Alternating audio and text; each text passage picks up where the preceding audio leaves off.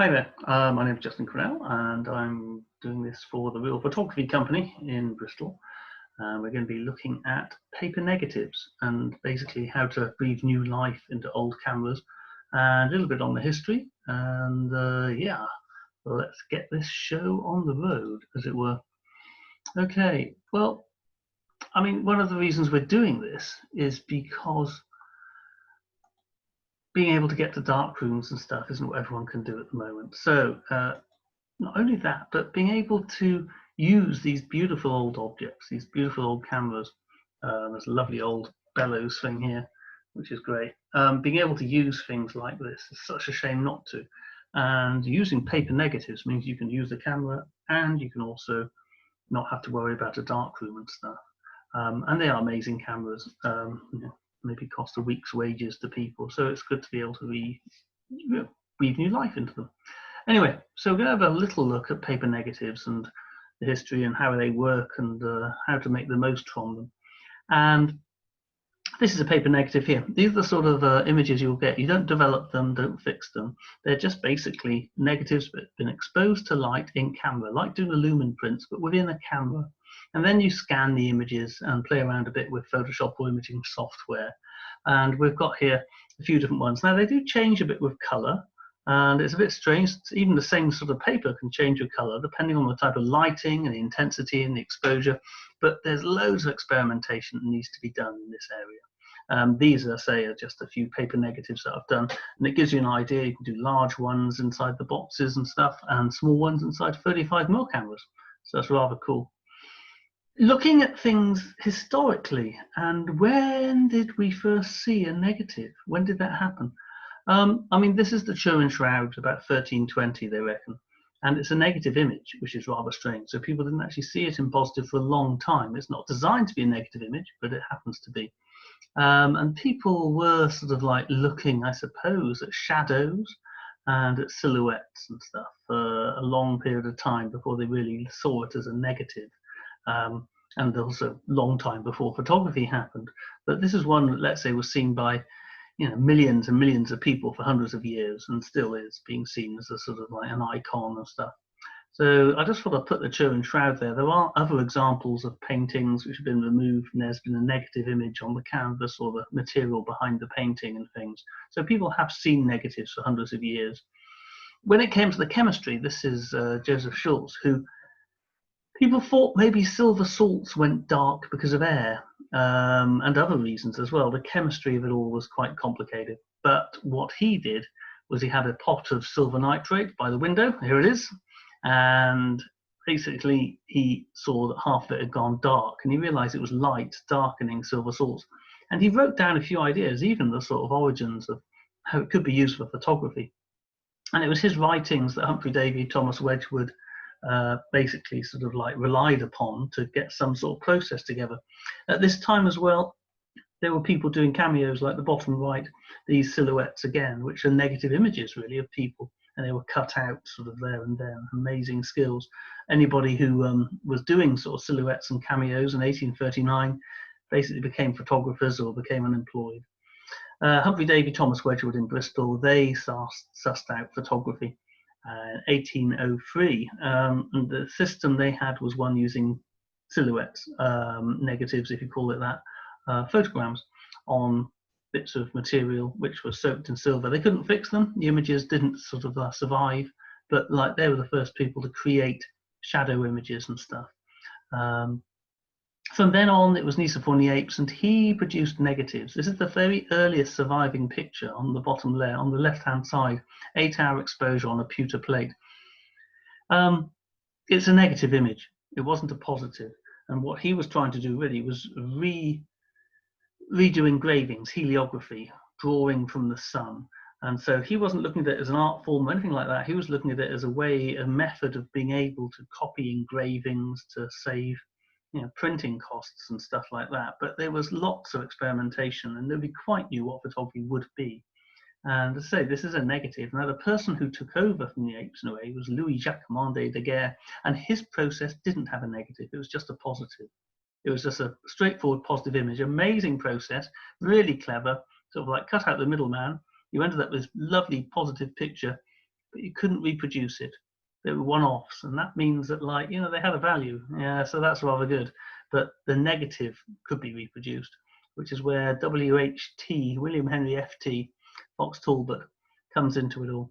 In the 1830s, this is 1835, the very first negative, and his process included the negative, and he could actually see the benefits of reproducing images, both with his Pencil of Nature, the book, and also with, let's say, you know, being able to sell them, I suppose.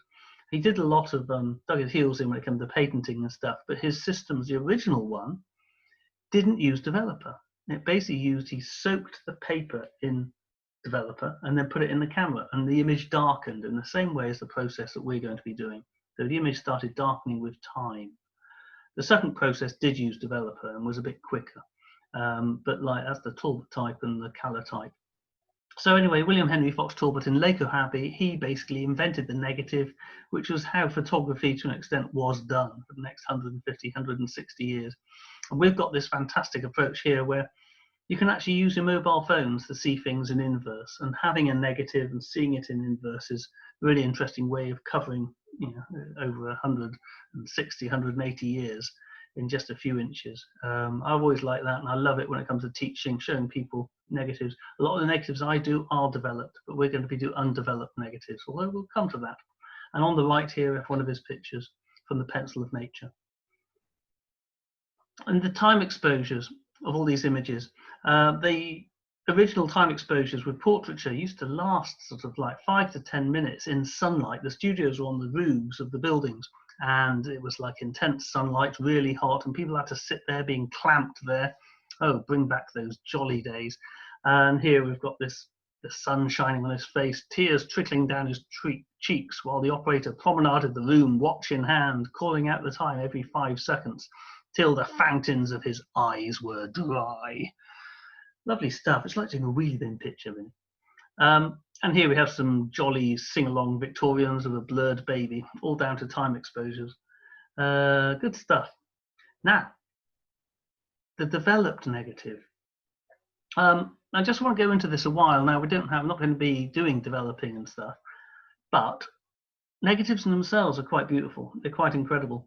And one of the first things that got me into pinhole photography, I've been a photographer forever, but pinhole photography was Caroline Rye's project called the Turin Machine. And you went into this dark space, and there was an inverted image of her on the piece of photographic paper you were stood behind. And it's about 4 or 5 hour exposure. Absolutely amazing. Really remarkable sort of like performance piece. And that was using a negative, which is rather lovely. I started getting into big negatives with wheelie bins and rolls of paper and developing them in the bath. And they're one-offs, rather like I was saying about, well, I suppose De Geer's positives are one-offs. These big, giant negatives are one-offs. I never really wanted to make them into positives. I think I may have done originally, but I just thought, no, the negatives are what matters. And this is before you could see them inverted on phones. This was in the early 90s, I think. Maybe late 80s, mid 80s. Yeah, late 80s, I think. Anyway, photos of the Clifton Suspension Bridge with a wheelie bin, 10-minute exposures. This is in Australia, going around Australia with a wheelie bin. Well, quite odd, that's Darwin anyway. You see the negative and the positive at the top.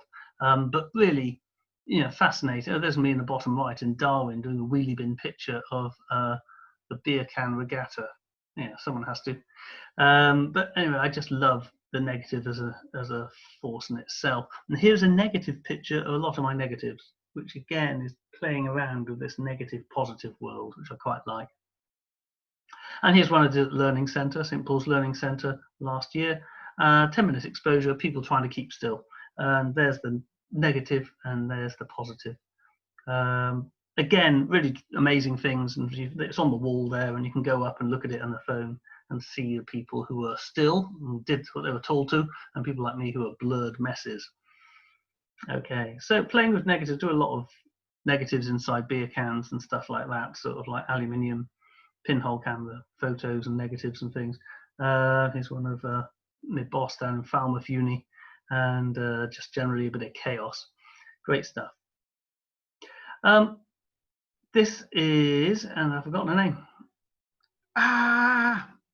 German lass who basically does large, giant pinhole negatives. A few years after me, She was a Rutter, is it? I think so. She's a lot more successful than I am. And she does big black and white negatives. And another massive negative that was done is the biggest picture ever, which is a legacy project in New Mexico. And it's a picture of, being honest, not much. It's a bit rubbish. Sorry, I didn't say that. But it's a huge picture, big paper negative. Not paper, it's on a big bit of material. And here it is, 31 foot high, 107 foot wide, 600 gallons of developer, 1,200 gallons of fixer. Yeah, I wonder what the motor wind was like. But anyway, yeah, amazing project. There's a great video showing them how to do it, showing how it was done. It's just they should have put something in the foreground, like a, I don't know, a deck chair or somebody sat on it. That's what I'd have done, which is why I wasn't involved. Oh well. So we're now going to look at our paper negatives, and one of the things that happens with paper negative making in our analog cameras is time exposures, and there's a few people who've done time exposures. This is a real hero of mine, Greg Kemp, and yeah, they're pinhole, but it doesn't matter, pinhole lens. We're actually applying the time exposure of pinhole into lens-based photography, which is something normally you can't do because there's too much light, but with paper you can.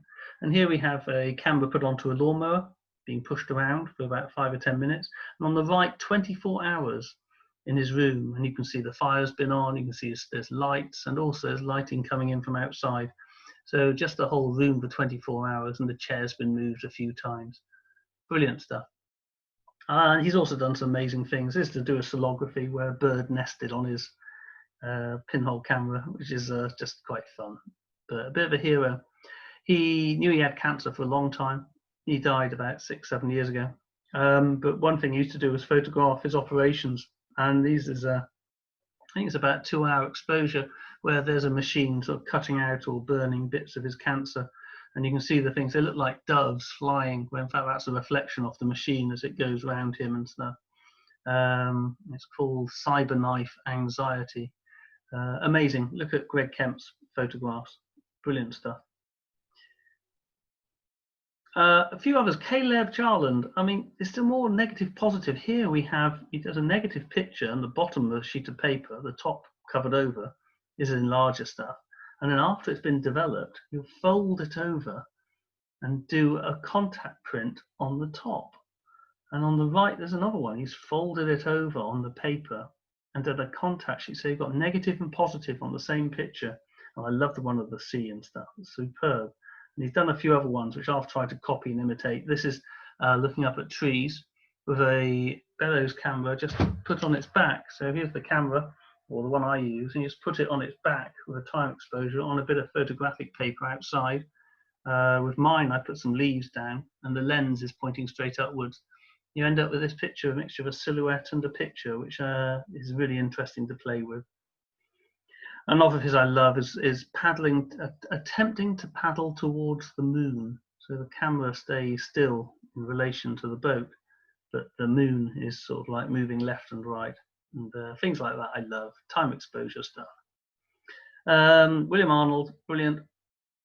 This is about 4-hour exposure of the tide coming in and out.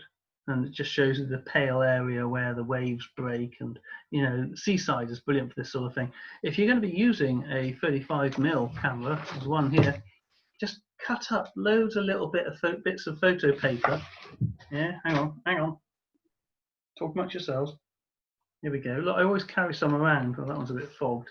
I always carry some bits of photo paper in my wallet, just to put into 35mm cameras for when I'm around. You know, if we're on by a sea, you just think, hang on, I could do a 10-minute exposure here, and it's just great to play with.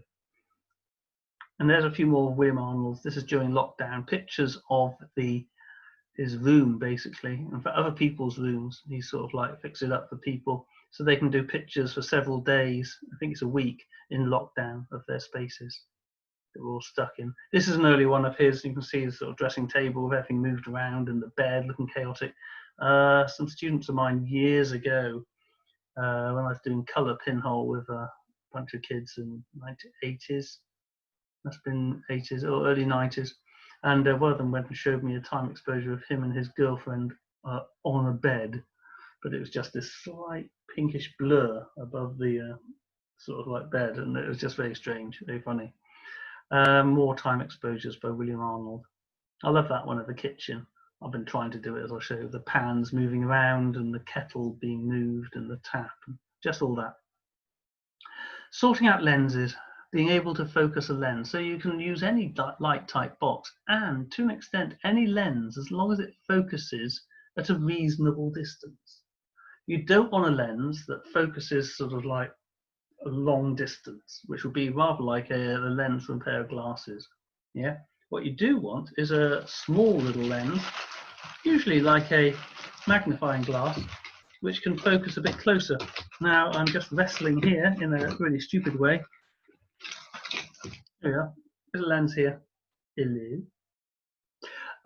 And this focuses, you can tell if it focuses because you can actually move it to your hands and you can think, oh, hang on, right, the window focuses at about 20 centimeters. And that means that you can make your box, your shoe box, if it's greater than 20 centimeters, that's brilliant. If it's less, you won't get it in focus. Greater means you can focus quite close. This would be a great lens to use in a shoe box greater than 20 centimeters, so the long way round. So from maybe put a lens here, paper there, yeah? This one here, I've got one of our lenses which I'll put in the side, and that's greater than the focusing distance. So you find the focusing distance and add a bit, unless you want to do infinity pictures, but like this is focusing, showing you, this picture here is showing you how to work out the focusing distance of a lens. And you have to do a bit of maths, it's a bit geeky, but basically once you've fitted your lens and you know it can focus at some point, you then position a torch in front of the lens and move it forwards and backwards until the back of the box, the torch light is focused. Then you know that this 20, whatever it is, centimeters, 29 centimeters, 28 centimeters, a subject 28 centimeters away will be in focus. And then you stick to that focusing distance. Yeah, be accurate because there's not much depth of field, but then you've got a camera that can do a picture at that distance. Other cameras you can do, you can actually use cameras with already got lenses and stuff. So there's a couple here. The one on the left is an old wartime thing, but here's a Pentax MX which I quite like, and it's got a little lock. And on the right, my bellows camera. Yeah. You may need with a Pentax MX or 35mm to use one of these funny things. This is a cable release, and if I get really close, it's like a little worm. And that can hold it down. If not, then a piece of gaffer tape and a blunted drawing pin will normally do it if you're stingy like me. But cameras like the bellows cameras have got a T setting.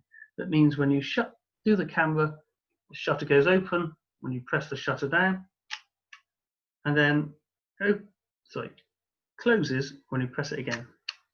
T setting, fantastic, really handy, don't need cable releases. And this is my reconnaissance lens camera. Now I haven't used it as much as I should.